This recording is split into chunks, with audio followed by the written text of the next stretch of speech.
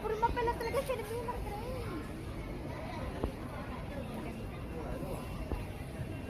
High speed train yan dito sa China.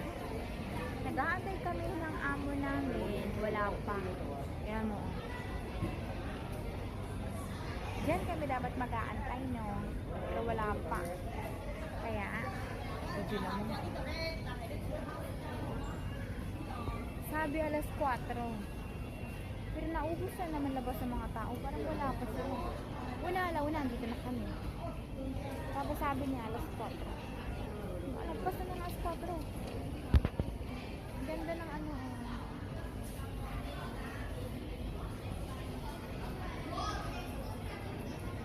Train talaga.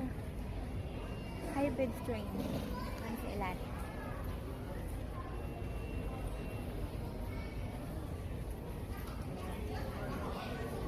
Kailangan ko na matutong mo. 往日里走的